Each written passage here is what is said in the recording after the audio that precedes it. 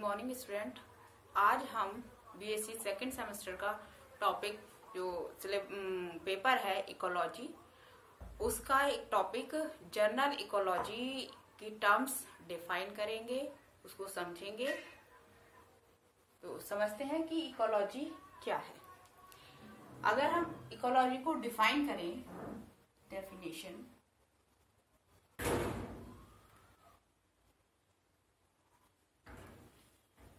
तो ecology is the study of distribution, abundance of organism and relation of among themselves and their physical environment।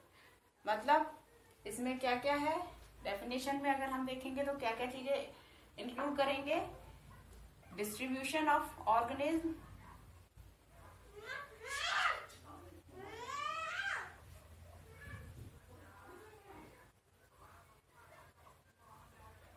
their abundance,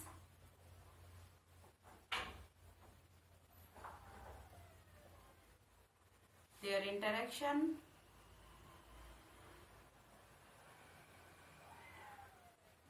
किसके साथ interaction, with their environment,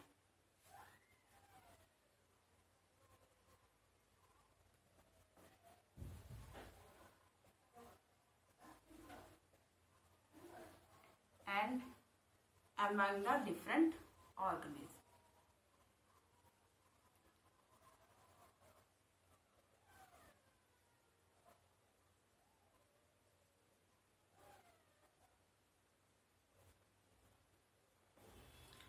तो ecology is the study of distribution of organism, distribution of their abundance, कहाँ पर वो ज्यादा पाए जा रहे हैं, क्यों ज्यादा पाए जा रहे हैं, कहीं पर कम पाए जाएंगे तो वो क्यों कम पाए जाएंगे, उनका इंटरेक्शन बहुत सारे और ऑर्गेनिज्म के रेफरेंस में और उनके एनवायरनमेंट से जो इंटरेक्शन है, वो सब, उन सब का स्टडी हम इकोलॉजी में करते हैं। Term ecology is given by Haeckel.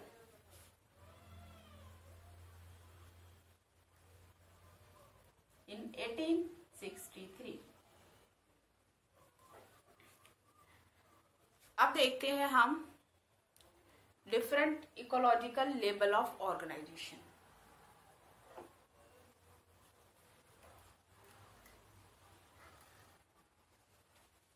Ecology को स्टडी करने के लिए हम उसको डिफरेंट लेवल में बांट देते हैं। छोटा लेवल, उससे बड़ा डिफरेंट ग्रुप में बांट देते हैं, तब हम जाकर इकोलॉजी की स्टडी करते हैं। तो देख लेते हैं लेवल ऑफ इकोलॉजिकल ऑर्गेनाइजेशन।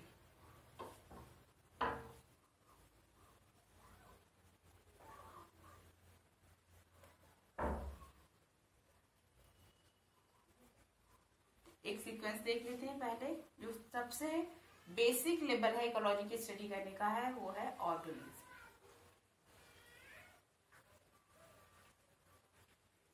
उससे बड़ा पॉपुलेशन, देन कम्युनिटी,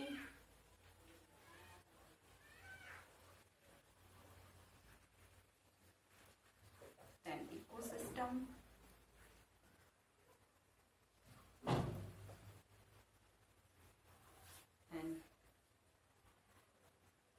लैंडस्केप,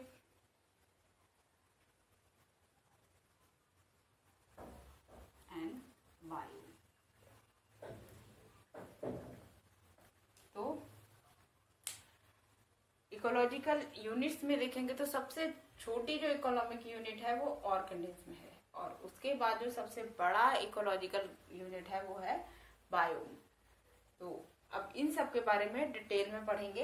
एक जनरल देख लेते हैं। जब बहुत सारे ऑर्गेनिज्म कंबाइंड होते हैं एक पर्टिकुलर हैबिटेट में, एक पर्टिकुलर प्लेस में, तो उन प्लेस, एक पर्टिकुलर प्लेस से रिलेटेड एक जैसे बहुत सारे ऑर्गेनिज्म जो पॉपुलेशन बनाते हैं, और डिफरेंट टाइप की पॉपुलेशन जो एक ही जगह पर रहती हैं वो कम्युनिटी बनाती हैं। और जब ये कम्युनिटी किसी एक्सटर्नल एनवायरनमेंट से किस तरीके से इंटरेक्ट करती हैं, चाहे वो लिविंग एनवायरनमेंट है, चाहे वो नॉन लिविंग एनवायरनमेंट है, तो एक फंक्शनल यूनिट बनती है, स्ट्रक्चरल यूनिट बनती है, जिसे हम इकोसिस्टम कहते हैं।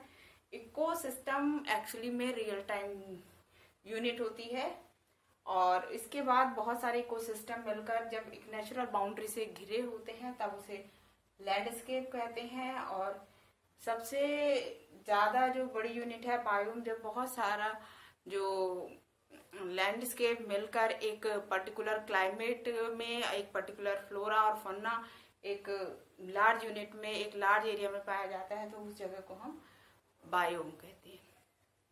अब इन सब के बारे में हम थोड़ा थोड़ा डिटेल में पढ़ेंगे।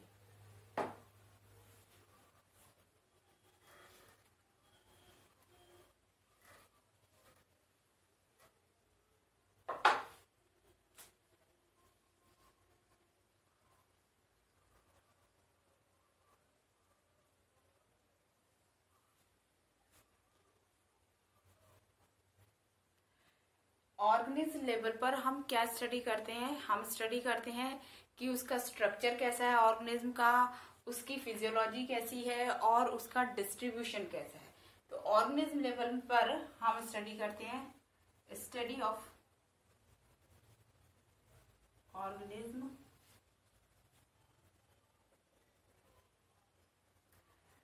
Structure,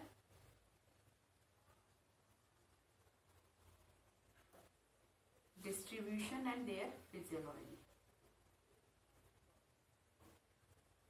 Distribution and its physiology.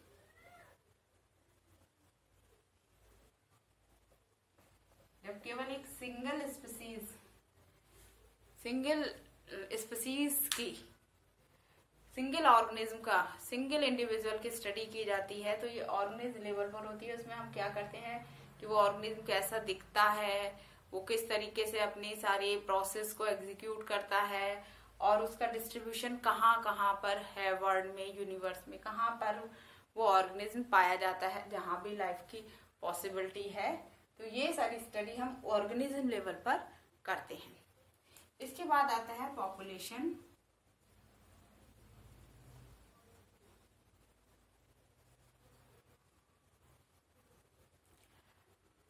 जब ऐसे ऑर्गेनिज्म जो रिप्रोड्यूस कर फर्टाइल ऑफस्प्रिंग प्रोड्यूस कर सकते हैं कहलाते हैं स्पीसीज। तो ये डेफिनेशन आप लोगों को पता होगी। Species are the individual of those organism which after reproduction produce fertile offspring. तो किसी एक पर्टिकुलर एरिया में जितनी भी एक टाइप की स्पीसीज रहती हैं, वो सारी की सारी उस पर्टिकुलर एरिया से बिलोंग करने वाली सिंगल स्पीसीज जो वो उस जगह पर उसकी पॉपुलेशन बनाती है। तो पॉपुलेशन को डिफाइन करने के लिए आपको ध्यान रहना चाहिए कि जो पॉपुलेशन है वो एक सिंगल स्पीसीज से रिलेटेड है और एक एरिया से रिलेटेड है। आपको एरिया बताना पड़ेगा कि इस एरिया में इस स्पीसीज के इतने इंडिविजुअल रहते हैं, तब वो पॉपुलेशन की डेफिनेशन होगी। किसी भी पर्टिकुलर एरिया, मान लीजिए राजस्थान में जो क्या कहते हैं यूकेलिप्टस के 10 पेड़ हैं, 1 2 3 4 5 6 7 8 9 10, तो क्या है, ये राजस्थान की पॉपुलेशन है। तो इस तरीके से पॉपुलेशन को डिफाइन करेंगे। सिंगल स्पीसीज जो किसी एक पर्टिकुलर एरिया में रहती है वो पॉपुलेशन बनाती है। इसके बाद पॉपुलेशन से बड़ी यूनिट होती है कम्युनिटी।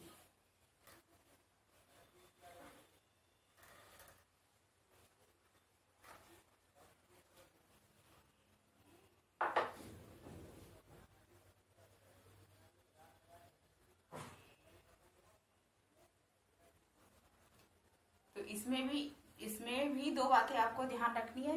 एक, एरिया फिक्स्ड है, आपको एक पर्टिकुलर एरिया डिफाइन करना पड़ेगा, बिना एरिया के आप कम्युनिटी को डिफाइन नहीं कर सकते। और दूसरा, इनहैबिटिंग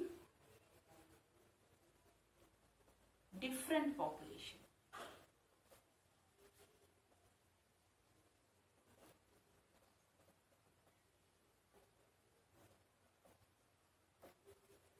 तो किसी एक पर्टिकुलर एरिया में डिफरेंट टाइप की पॉपुलेशन कैसे रहती हैं, कितनी रहती हैं, ये सारी स्टडी जब हम करते हैं तो वो कम्युनिटी लेवल पर करते हैं। एक पर्टिकुलर एरिया है जिसमें डिफरेंट स्पीसीज रहती हैं, डिफरेंट टाइप की,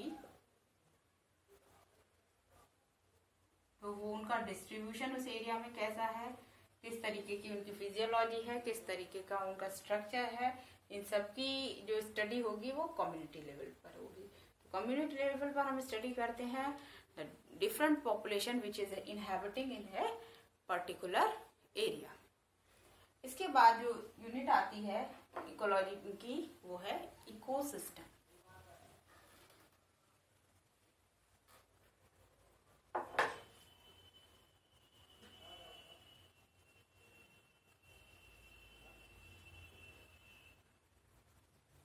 तो इसमें भी आपको ध्यान रखना है एरिया,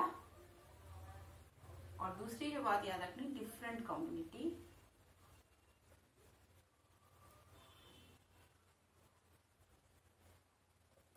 और थर्ड जो सबसे इम्पोर्टेंट पॉइंट यहाँ पर ऐड होता है वो है इंटरेक्शन विद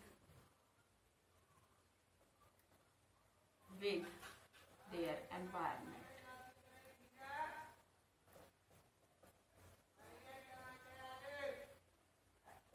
तो एक पर्टिकुलर एरिया में रहने वाली डिफरेंट कम्युनिटी किस तरीके से अपने एनवायरनमेंट के साथ इंटरेक्ट करती हैं, इंटरेक्शन में रहती हैं, वो सब, उन सब की स्टडी हम क्या करते हैं इकोसिस्टम में करते हैं। तो इकोसिस्टम में हम स्टडी करते हैं कि किस तरीके से living species non living environment से और दूसरी लिविंग स्पीसीज से इंटरेक्ट करती हैं, और उनकी फिजियोलॉजी, स्ट्रक्चर या डिस्ट्रीब्यूशन में जो डिफरेंस आता है इसकी वजह से क्या होता है और कैसे आता है। तो इकोसिस्टम की जो स्टडी होती है वो रियल टाइम स्टडी होती है, और ये इकोसिस्टम टर्म जो थी वो टेंसले ने दी थी, गिवन बाय टेंसले।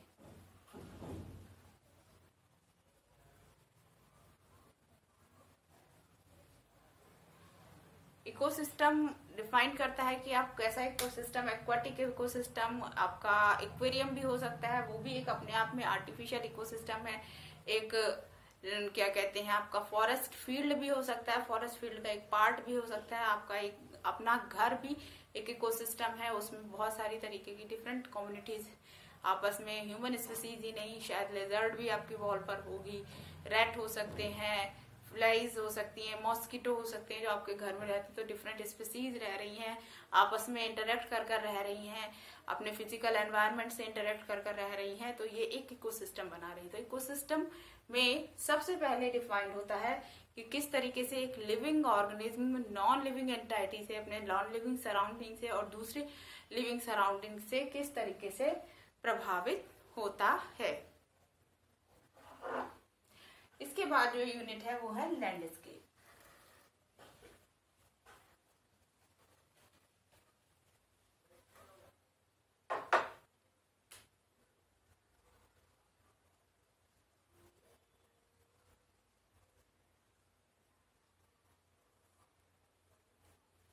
लैंडस्केप में जब बहुत सारे इकोसिस्टम किसी नेचुरल बाउंड्री से घिरे हुए हों तो उस जगह को हम कहते हैं landscape.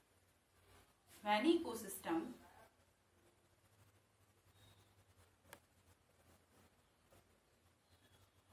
when surrounded by a natural boundary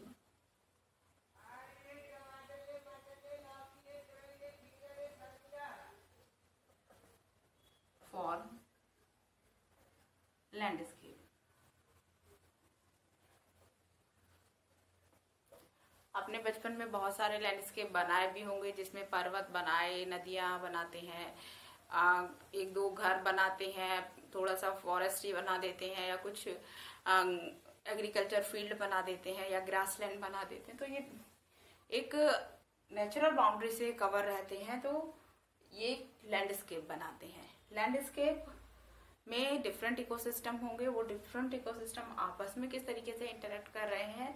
बहुत बड़ा भी नहीं होता है लैंडस्केप और बहुत छोटा, तो हम कितना भी ले सकते हैं। अगर एक छोटे लैंडस्केप में मोर देन वन इकोसिस्टम आ रहे हैं तो वो भी हम ले सकते हैं, लेकिन लैंडस्केप में जो एरिया है बहुत ज्यादा लार्ज नहीं होता है। एक मॉडरेट साइज का एरिया हम लैंडस्केप में लेते हैं जिसमें कुछ इकोसिस्टम इन्वॉल्व हो और उनके चारों तरफ एक नेचुरल बाउंड्री हो। इसके बाद जो सबसे लार्जेस्ट यूनिट आती है वो है बायोम। बायोम को जब हम समझेंगे तब हम समझेंगे difference, what is the difference between landscape and biome.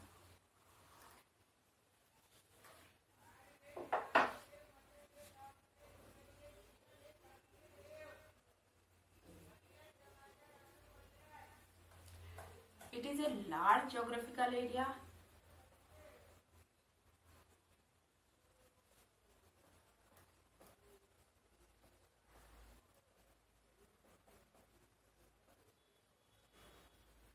ये बहुत बड़ा ज्योग्राफिकल एरिया होता है जिसका अपना क्लाइमेट होता है, स्पेसिफिक क्लाइमेट होता है, जिसका स्पेसिफिक फ्लोरा होता है, जिसका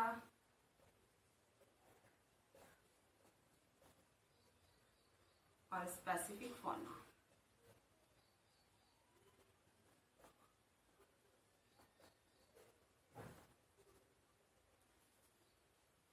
तो एक ऐसा लार्ज ज्योग्राफिकल एरिया जिसका अपना खुद का क्लाइमेट है, स्पेसिफिक फ्लोरा है, स्पेसिफिक फौना है, वो क्या कहलाता है? एक बायोम कहलाता है। जिसमें जैसे कि ट्रॉपिकल रेन फॉरेस्ट हो गया, टेम्परेट फॉरेस्ट हो गया, कोई क्या कहते हैं टुंड्रा रीजन हो गया, ये जिनका स्पेसिफिक अपना क्लाइमेट है, जिनकी जो फ्लोरा है, जो जिनकी वेजिटेशन है वो स्पेसिफिक है, कैरेक्टरिस्टिक है कि ये वेजिटेशन मेनली यहीं पर पाई जाएगी, इसी एरिया में पाई जाएगी, और जगह पर ये वेजिटेशन इस फॉर्म में नहीं पाई जाएगी और इतनी नहीं पाई जाएगी। दूसरा, उसका अपना जो एनिमल होते हैं, अपने एनिमल फौना होता है, एनिमल ऑर्गेनिज्म होते हैं जो स्पेसिफिकली उसी जगह पर पाए जाते हैं और उनके जैसे ऑर्गेनिज्म और जगह पर नहीं पाए जाते हैं और उस फॉर्म में नहीं पाए जाते हैं। तो एग्जाम्पल आप समझ सकते हैं, जैसे ट्रॉपिकल रेन फॉरेस्ट में पाए जाने वाले पेड़ और एनिमल्स वो हैं टेम्परेट फॉरेस्ट में नहीं पाए जाएंगे, और जो क्लाइमेट ट्रॉपिकल रेन फॉरेस्ट का होगा वो क्लाइमेट टेम्परेट फॉरेस्ट का नहीं होगा। तो लेकिन यही बेसिक डिफरेंस लैंडस्केप और बायोम में है। बायोम में अपना क्लाइमेट होता है लेकिन लैंडस्केप में अपना क्लाइमेट नहीं होता है। लैंडस्केप का कोई फिक्स क्लाइमेट नहीं होता है, लेकिन जो बायोम का क्लाइमेट फिक्स होता है। तो इस बात को आप ध्यान रखेंगे। तो हमने पढ़े लेवल ऑफ ऑर्गेनाइजेशन इकोलॉजिकल, और वो level of organisation smallest ecological level of organisation है organism, then population, then biological community, फिर इकोसिस्टम, लैंडस्केप और बायो। हम जानते हैं कि इकोसिस्टम एक रियल टाइम यूनिट है स्टडी करने के लिए, और अगर हम इकोसिस्टम को देखें तो कुछ दो बातें आपको याद रहनी चाहिए और समझ में आनी चाहिए इस बात को, क्योंकि ये आगे आपके परेशान कर सकती हैं। अगर हम इकोसिस्टम की स्टडी कर रहे हैं तो वास्तव में हम स्टडी कर रहे हैं किस तरीके से ऑर्गेनिज्म अपने सराउंडिंग एटमॉस्फेयर में इंटरेक्ट करता है। सराउंडिंग एटमॉस्फेयर में दोनों ही चीज आती हैं, लिविंग और एंटाइटी और फिजिकल एंटाइटी। तो लिविंग एंटाइटीज में अदर स्पीसीज, अदर ऑर्गेनिज्म आते हैं, और फिजिकल एंटाइटीज में light, rainfall, temperature, humidity, soil, ये सारे फैक्टर आते हैं। तो इकोसिस्टम में क्या है? कोई ऑर्गेनिज्म और पॉपुलेशन किस तरह अपने लिविंग सराउंडिंग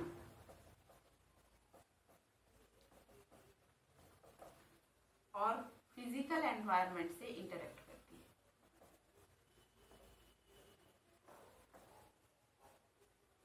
और कम्युनिटी।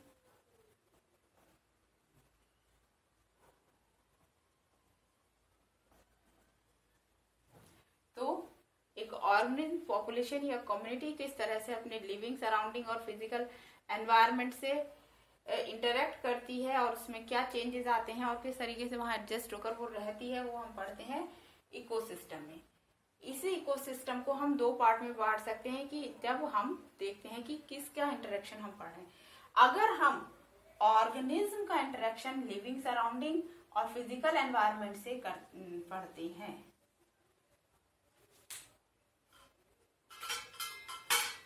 तो इस तरीके की स्टडी को हम कहते हैं ऑड इकोलॉजी।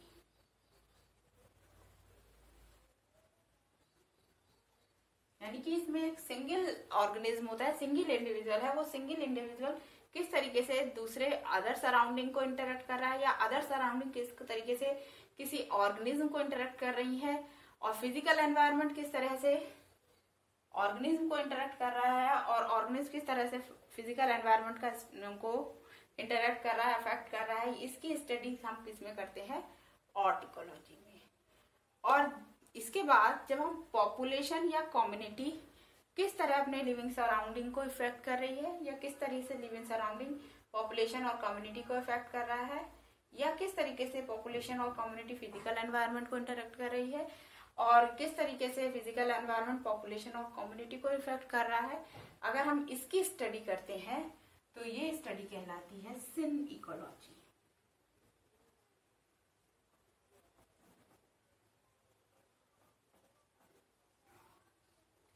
ऑड इकोलॉजी में सिंगल ऑर्गेनिज्म का और सिन इकोलॉजी में पॉपुलेशन और कम्युनिटी का लिविंग सराउंडिंग और फिजिकल एनवायरनमेंट से इंटरेक्शन हम पढ़ते हैं। ठीक है, आई थिंक आपको लेवल ऑफ इकोलॉजिकल ऑर्गेनाइजेशन समझ में आ गए होंगे। इसके बाद हम एक जो टर्म बार बार हम पढ़ रहे हैं एनवायरनमेंट, एनवायरनमेंट को डिफाइन कर लेते हैं, समझ लेते हैं व्हाट इज एनवायरनमेंट।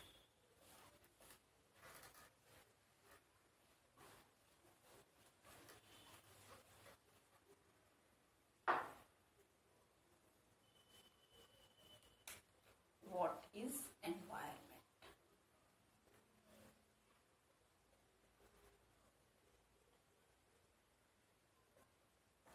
Environment क्या है?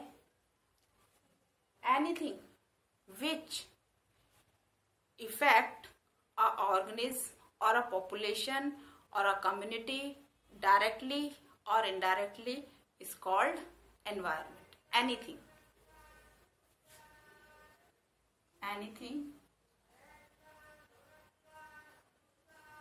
of surrounding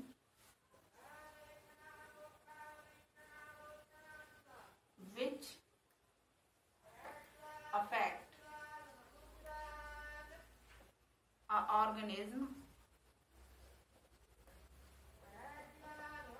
or a community, population or a community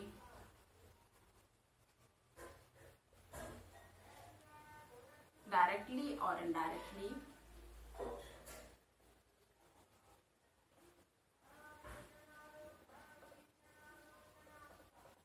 is called environment. It's called here, it is form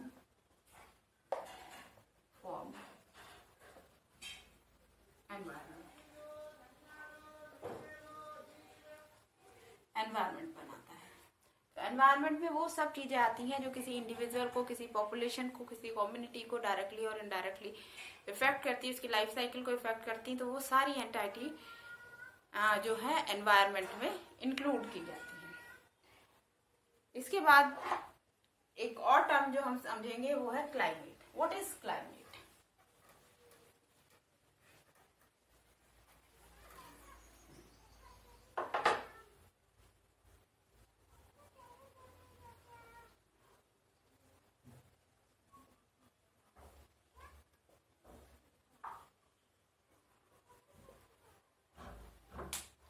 What is climate?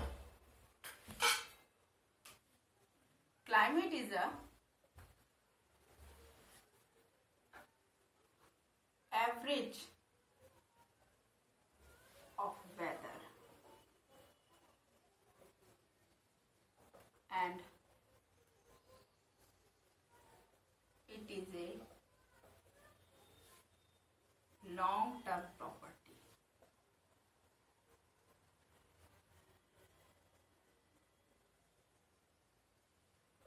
Average weather को क्लाइमेट कहते हैं और ये एक लॉन्ग टर्म प्रॉपर्टी है। ऐसे समझ सकते हैं कि कहीं पर जो टेम्परेचर है कभी थोड़ा 30 से ज़्यादा, कभी 30 से थोड़ा कम, और कभी 32, 35, कभी 30, 25, 20, 18 इस तरीके से पहुंचता है। तो अगर हम उसको एवरेज अगर करते हैं, उसका एवरेज 30 निकल कर आता है, तो क्या है वो उसका एवरेज वेदर जो है वो उसका क्लाइमेट है। तो इसके बेस पर जो है हम पूरी अर्थ को डिफरेंट क्लाइमेटिक जोन में बांट देते हैं। ये एक लॉन्ग टर्म प्रॉपर्टी है। लॉन्ग टर्म प्रॉपर्टी मतलब हम इसके पूरे वेदर को हम पूरे साल स्टडी करते हैं और फिर उसका एक टोटलिटी एवरेज निकालते हैं, और जब वो टोटलिटी एवरेज आता है तो वो क्लाइमेट कहलाता है। वेदर क्या है? वेदर ये एक शॉर्ट टर्म प्रॉपर्टी है, शॉर्ट टर्म प्रॉपर्टी है, और ये वेरी कर सकती है, hour to hour, minute to minute vary कर सकती है। जैसे आप अगर सिंपल समझना चाहें तो एक दिन में भी वेदर सुबह का अलग हो सकता है, शाम का अलग हो सकता है, दोपहर का अलग हो सकता है। तो वेदर एक शॉर्ट टर्म प्रॉपर्टी है जिसमें कि टेम्परेचर और रेनफॉल और क्या कहते हैं ह्यूमिडिटी वगैरह जो है एक थोड़े थोड़े टाइम पर चेंज होती रहे, उसको हम वेदर कहते हैं। और जब इन सब का टेम्परेचर, रेनफॉल, ह्यूमिडिटी वगैरह का, इन सब का जो एक एवरेज होता है एक पर्टिकुलर एरिया का, वो वहाँ का क्लाइमेट को डिफाइन करता है। क्लाइमेट के बेसिस पर पूरी अर्थ को हम 4 भागों में बांट सकते हैं। On the basis of climate, Earth is divided into 4 regions.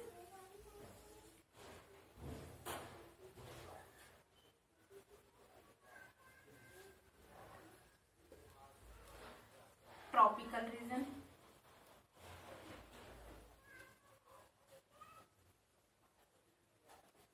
subtropical region,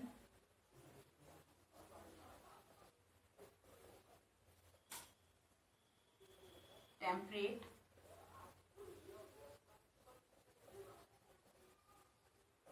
और आर्कटिक। तो ये जो है ये इक्वेटर आपको पता है, जो वो हाइपोथेटिकल लाइन जो अर्थ को 2 पार्ट में डिवाइड करती है, लैटिट्यूडनल लाइन, वो कहलाती है इक्वेटर। इक्वेटर के ऊपर 20 डिग्री तक ट्रॉपिकल रीजन रहता है, 40 डिग्री तक सब ट्रॉपिकल रीजन रहता है, 60 डिग्री तक टेम्परेट रीजन रहता है 40 से 60 डिग्री तक, और उसके बाद 90 डिग्री तक आर्कटिक रीजन रहता है 60 से 90। यहाँ का temperature, rainfall pattern, rainfall differ होगा यहाँ का, और इधर का यहाँ का डिफरेंस होगा टेम्परेट रीजन से, और टेम्परेट का डिफरेंट होगा आर्कटिक रीजन से। क्लाइमेट के चेंज होने से वहाँ की फ्लोरा और फौना चेंज हो जाती है। वेदर के चेंज होने से फ्लोरा और फौना पर बहुत ज्यादा फर्क नहीं पड़ता, लेकिन क्लाइमेट का चेंज होना फ्लोरा और फौना को चेंज कर देता है। वेदर का चेंज होना फ्लोरा फौना पर इफेक्ट नहीं डालता है डायरेक्टली, लेकिन क्लाइमेट जब चेंज होता है तो वो डायरेक्टली इन्फ्लुएंस करता है वहाँ के फ्लोरा फौना को। तो ट्रॉपिकल रीजन सब, तो हम देखते हैं कि क्लाइमेट को डिफाइन करने के लिए जो सबसे ज्यादा इंपॉर्टेंट फैक्टर है वो 2 फैक्टर हैं, एक है टेम्परेचर और दूसरा है रेनफॉल। और इन्हीं 2 फैक्टरों के बेस पे पूरे अर्थ के क्लाइमेट को हम 4 रीजन में बांट सकते हैं। आई थिंक आपको ये टर्मिनोलॉजी समझ में आई होगी। आगे हम नेक्स्ट इकोलॉजी का टॉपिक पढ़ेंगे, एनवायरनमेंट से रिलेटेड फैक्टर। आपको इससे रिलेटेड कोई भी दिक्कत है कोई बात आपको समझ में नहीं आई है, कुछ आपको पूछना है, तो आप मुझे नीचे कमेंट में बता सकते हैं। मैं कोशिश करूंगी नेक्स्ट लेक्चर में उसको शॉर्ट आउट करने की। Thank you very much.